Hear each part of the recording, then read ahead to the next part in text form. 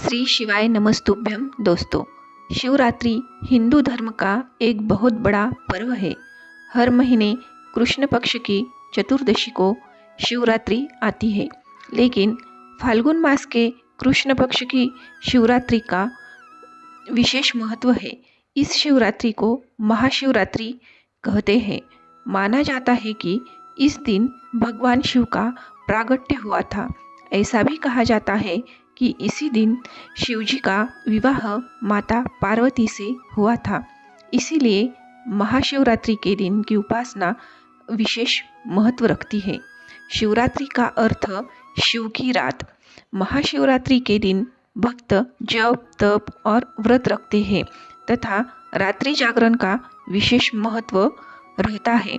इस पवित्र दिन पर हर शिवालय में बेलपत्र, धतूरा, दूध, दही, शर्करा आदि से शिवजी का अभिषेक किया जाता है।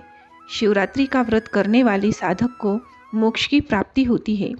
इस दिन महादेव को धतूरा चढ़ाने से हर मनोकामना कैसे पूरी होती है, धतूरा कैसे चढ़ाया जाता है, ये सब परम पूज्य मिश्रा जी ने इस वीडियो में बताया है। संपूर्ण जानकारी के लिए वीडियो को पूरा देखें। धन्यवाद। धतूरे का बहुत अच्छा क्रम है महाराज। वो केवल शिवरात्रि के दिन करने का होता है। कहते हैं जिसका व्यापार ना चले, व्यवसाय ना चल रहा हो, बहुत ज्यादा कष्ट में जीवन निकल रहा हो और बहुत ही ज्यादा तकलीफ हो रही हो, तो धतूरे को हल्दी में डुबोकर शंकर भगवान को शिवरात्रि के दिन रात को 12 बजे समर्पित करें। उस धतूरे को वापस उठा लाएं 5-10 मिनट के बाद, श्री शिवाय नमस्तुभ्यम बोलकर लाल कपड़े में उसको बांधकर व्यापार वाली जगह में कहीं पर भी उसको बांध दिया जाए। व्यापार पीछे नहीं हटता, व्यापार अग्रण्य भाव में बढ़ता चले जाता है। महाराज, उस धतूरे को केवल परंतु शिवरात्रि के दिन रात को 12 बजे ही किया जाए। हल्दी में डुबोना पड़ता है।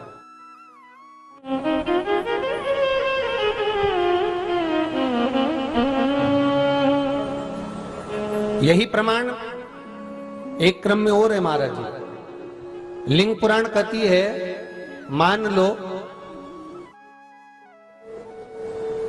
किसी व्यक्ति को कोई एक भारी बीमारी हो गई, बड़ा रोग हो गया और वो रोग डॉक्टर कह रहा है कि ये ठीक नहीं होना है, बहुत तकलीफ उसमें है और कष्ट ही कष्ट है, वो ठीक नहीं हो रहा, दवाइयां लग रही, गोलियां खा रहे हैं। तो महाराज उसका भी वर्णन है।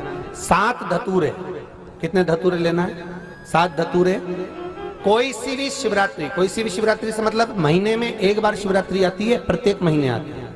किसी भी शिवरात्रि के दिन 7 धतूरे लेकर एक धतूरे में मौली, लच्छा, नाड़ा लपेटकर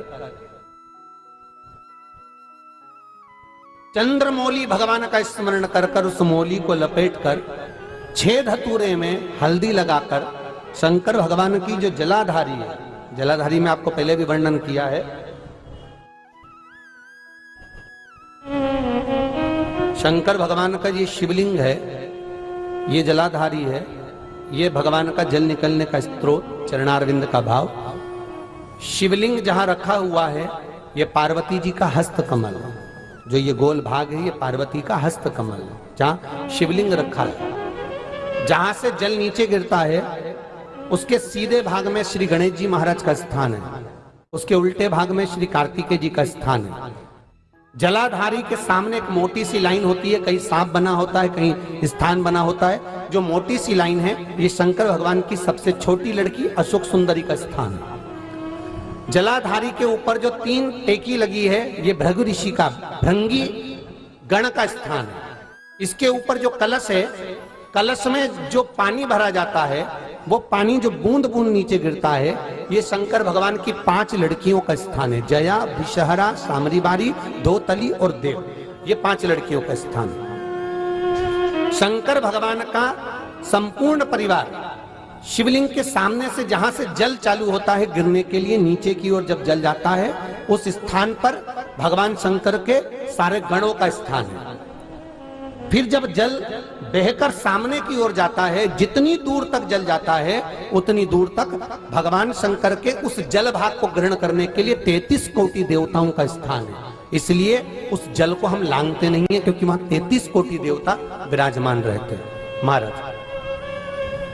तो जो बीमारी डॉक्टर ने बता दी और बहुत बड़ा रोग हो गया और शरीर में कष्ट है, ठीक नहीं हो रहा, चाहे लीवर से जुड़ा हो, चाहे किडनी से जुड़ा हो, चाहे कैंसर से जुड़ा हो, और मान लो शरीर में कहीं गांठ भी हो गई है और वो मिटी नहीं रही हो, तो महाराज निवेदन है 7 धतूरे, एक धतूरे पर मोली लपेटकर वो शंकर जी के शिवलिंग के ऊपर चढ़ाना।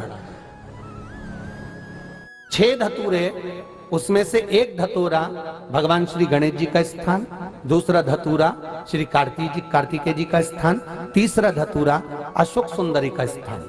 महाराज शंकर भगवान की जगदम्बा जी के हस्त कमल के ऊपर एक धतूरा। अच्छा, एक धतूरा जहां से जल नीचे की ओर बहकर जा रहा हो, पानी जिस जगह से नीचे गिर रहा हो बिल्कुल वहीं पर एक धतूरा चढ़ा देना है। उस धतूरे को चढ़ाने के बाद वो धतूरा वापस लेकर आना है।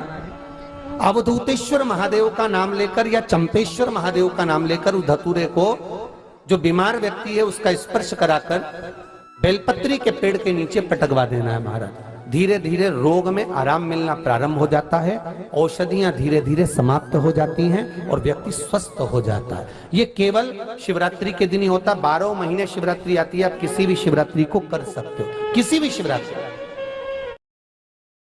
ऐसी उपयुक्त जानकारी के लिए वीडियो को लाइक और चैनल को सब्सक्राइब जरूर करें।